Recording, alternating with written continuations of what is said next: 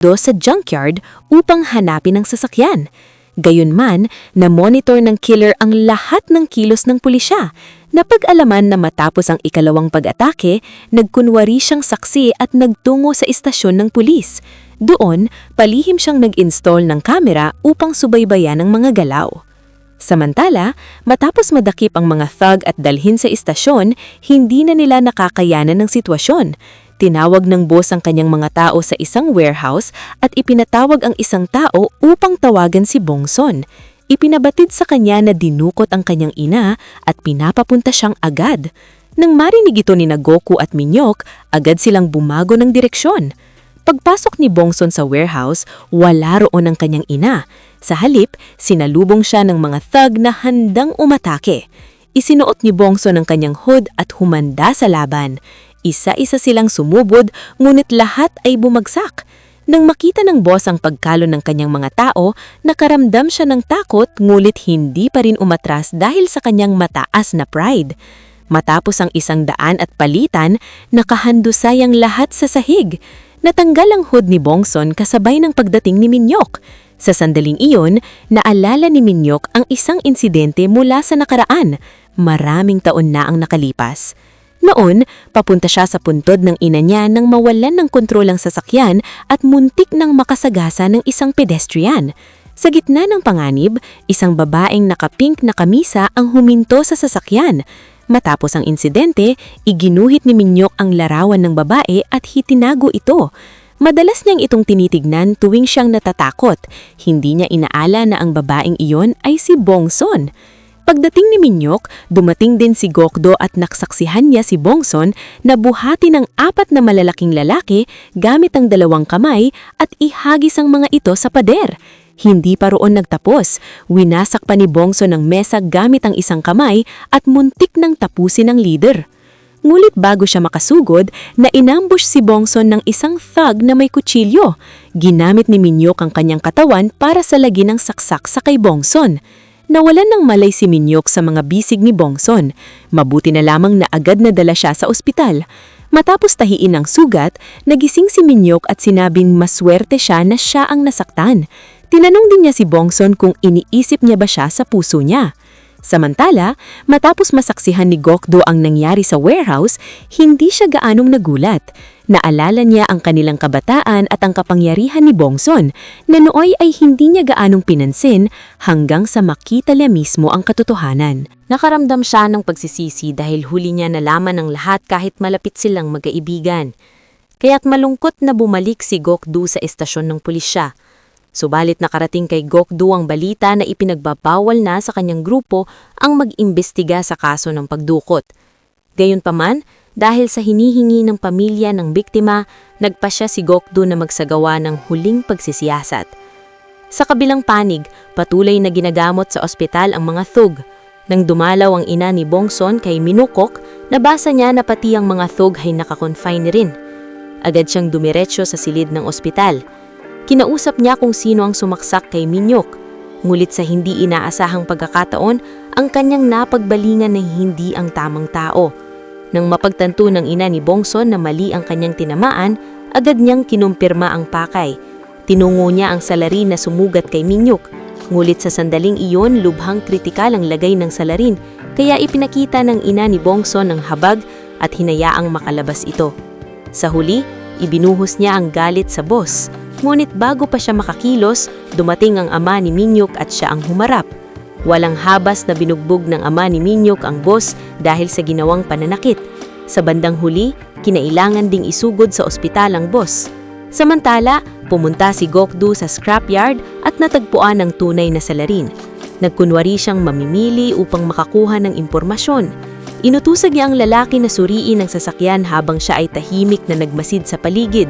Nang halos makapasok si Gokdo sa lihim na silid, tinawag siya pabalik ng salarin at sinabing tapos na ang pag-check at maayos ang sasakyan. Sa pagbalik sa istasyon ng pulis, maraming iniisip si Gokdo tungkol sa kaso. Lalo niyang naramdaman na ang salarin ay ang taong hinihinala niya, ngunit kulang pa rin siya ng matibay na patunay. Sa kabilang banda, dala ng matinding konsensya, pinili ni Bongson na manatili sa ospital upang alagaan si Minyok. Dito ikinuwento ni Minyuk kay Bongson ang aksidenteng naganap noon. Nang marinig ito, biglang naalala ni Bongson ang pangyayari. Malinaw sa kanyang isipan ang alaala dahil hinila niya ang sasakyan hanggang mapunit ang kanyang bagong sapatos. Pagkaraan, dinalhan sila ng kanyang mga magulang ng pagkain. Pinaghalo niya ang kanin at isinubo kay Minyuk. Ngunit bago pa makatikim si Minyuk, dumating si Bongki at pinatigil siya. Ipinilit ni Bongki na maging vegetarian muna si Minyuk para sa mabilis na paghilom ng sugat. Pagkatapos, kumain si Bongki ng kanin sa harapan ni Minyuk. Napilitan si Minyuk na manood habang kumakain ng pamilya ni Bongson. Matapos maihatid ang kanyang mga magulang, bumalik si Bongson sa silid upang alagaan si Minyuk. Inayos niya ang buhok nito at maingat na pinatuyo. Hinawakan ni Minyuk ang kamay ni Bongson at tahimik silang nagkatitigan. Akala ng lahat ay maghahalikan sila, ngunit bumalik si Minyuk sa kama upang hindi masaktan si Bongson. Bumalik sila sa kani-kanilang espasyo. Tahimik na tinitigan ni Minyuk si Bongson at nakaramdam siya ng pasasalamat na nakilala niya ito. Napansin ni Bongson ang titig kaya bigla niyang imulat ang mata. Nagkatinginan sila ngunit walang salitang namutawi. Unti-unting nagbabago ang damdamin nilang dalawa. Samantala, matapos marinig ng superior ni Gokdo ang kanyang pananaw, lihim niyang inutusan ng isang tao upang bantayan ang salarin. Kasabay nito, inimbitahan si Bongson upang kilalanin ang salarin sa pamamagitan ng boses. Kinabukasan ay unang araw ng opisyal na relasyon ni Bongson at Mino. Sobrang dikit ng dalawa kaya lalong nainis ang department head. Sa kabilang banda, sinimulan ng killer ang pag-atake sa dating kasintahan ni Gokdo. Ngunit naghanda ang pulisya ng lihim na proteksyon para sa kanya. Gayunpaman, handa na ang killer. Nilinlang niya ang mga pulis na ang susunod na target ay ang ex-lover ni Goku. Ngunit sa totoo, si Haina ang kanyang sinaktan. Samantala, nagde-date sina Minyuk at Bongson sa isang noodle shop. Sinabi ni Minyuk na hindi na siya dapat tawaging director. Ngunit sagot ni Bongson, hindi raw sila nagde-date. Nabigla si Minyuk at napasigaw. Sa huli, siya ay ginising ni Bongson. Pag-uwi, masayang ikinuwento ni Bongson sa kanyang best friend ang mga nangyari. Ngunit hindi niya alam na ang kausap niya ay ang killer. Ibinahagi pa ni Bongson ang lihim tungkol sa kanyang lakas. Sinabi niya na nawawala ang kapangyarihan niya kapag may nasasaktang inosente. Nang malaman ito ng killer, gumiti siya ng malamig. Sa wakas, natagpuan niya ang paraan para talunin si Bongson. Napansin ni Bongson ang kakaibang tono ng chat, ngunit binaliwala ito. Nagpadala siya ng larawan kay Minyuk para mag-goodnight. Dahil dito, hindi na nakatulog si Minyuk sa tuwa. Kinabukasan, masayang pumasok si Bongson sa trabaho. Nakita niyang gumagawa si Minyuk ng action game para sa kanya. Nagselos ang assistant pero agad ding natakot. Sa oras ng trabaho, muli silang nag-date. Itinulak ni Minyuk si Bongson sa pader at halos malunod siya sa kaligayahan. Nabaliw si Minyuk sa sobrang cute ni Bongson. Inalog-alog niya ito at hinaplos ang ulo. Tahimik niyang inisip kung gaano niya kamahal ang kasintahan. Walang nagawang iba si Bongson kundi hilahin si Minyuk palabas. Ngunit hinalikan siyang pabalik bago binitiwan. Hindi lang sa opisina sila nag-date, dinala rin siya ni Minyuk sa isang lihim na lugar na may tanawin ng dagat. May lalaking pogi sa tabi ng bintana, pero hindi ito pinansin ni Bongson. Mas pinahalagahan niya ang tanawin. Akala ni Minyuk romantic date iyon, ngunit nagtrabaho si Bongson. Nang mapansin ni Minyuk, hinila niya ito palabas. Naglakad sila sa palengke. Tumalon si Bongson sa tuwa parang ibon. Gumiti si Minyuk habang pinagmamasdan siya. Nagpicture sila, gumuhit ng puso sa buhangin at nagbahagi ng unang halik. Pag-uwi, tinawagan ni Bongson ang best friend, ngulit walang sagot. Naalala niya ang kakaibang kilos ni Hai. Tinawagan niya si Goku at nag-text kay Haina. Ang sagot ay nagpapatunay na may masamang nangyari. Natagpuan ng pulisya ang mga naiwang gamit ni Hai at agad silang pumunta sa junkyard. Napansin ng killer na nabubunyag na siya kaya nagpadala ng video kay Bongson. Sinabi niyang kung gusto niyang mabuhay si Haina, hanapin siya agad. Umiiyak na pumunta si Bongson kay Minyuk at nakiusap na tulungan siyang iligtas ang kaibigan. Yayakap siya ni Minyuk at nangakong tutulungan siya. Buong gabi silang gising.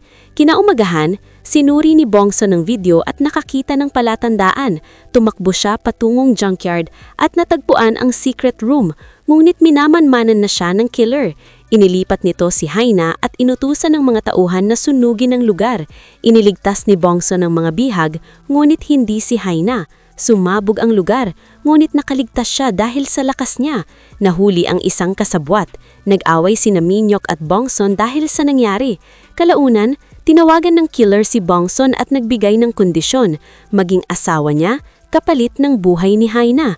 Pumayag si Bongson, ngunit dumating si Minyok. Nabunyag ang tunay na killer. Nagbakbakan sila. Dumating si Goku. Nagtulungan sila hanggang mahulog ang killer sa ilog. Nailigtas si Bongson. Nagkaayos ang dalawa. Bumalik sa normal ang buhay. Kalaunan, bumalik ang killer. Ngunit sa huli, nahuli sa at hinatulan ng habang buhay. Nagpakasal sina Minyok at Bongson. Nabuhay silang masaya. At dito, nagtatapos ang kwento.